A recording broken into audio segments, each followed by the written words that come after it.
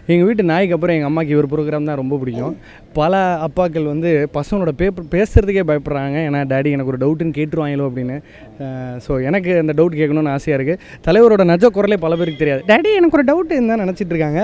So வணக்கம் sir. இந்த TV to சினிமான்ற travel பல பேர் கடந்து வந்திருக்காங்க. ஸோ உங்களுக்கு இது எப்படி அமைஞ்சிருக்கு?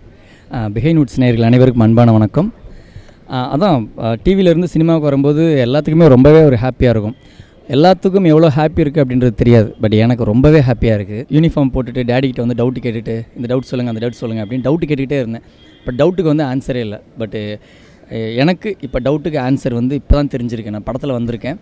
மக்கள் கொடுக்குற ஆதரவில் தான் அடுத்த இந்த டவுட்டுக்கு ஆன்சர் இருக்கா இல்லையான்னு தெரியும்.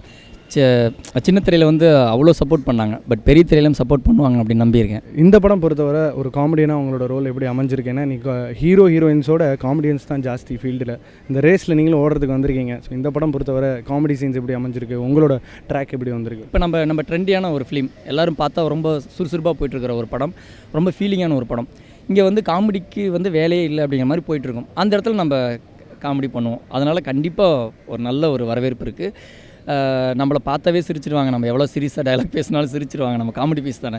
இந்த படத்தில் நடிச்சிட்டு இருக்கும்போது ஏதாவது டவுட் வந்துச்சா? ஏகப்பட்ட டவுட்ஸ் வந்துச்சு. இல்லை மக்கள் எப்படி ஏற்றுக்கிறாங்கன்னு டவுட் வந்துச்சு. பட்டு அதான் டவுட்டு. நான் காமெடினா நம்ம எப்படி காமிச்சிக்கணும் அப்படின்னு கொஞ்சம் ஒர்க் பண்ணியிருக்கேன். அடுத்தடுத்த படங்களில் கண்டிப்பாக அதை நான் காமிப்பேன். Super sir. இப்போ உங்ககிட்ட அந்த டைலாக் வாங்கலைன்னா அப்புறம் கண்டிப்பாக அடி விழும். ஸோ சொல்லிடுங்க. டாடி எனக்கு ஒரு டவுட்டு.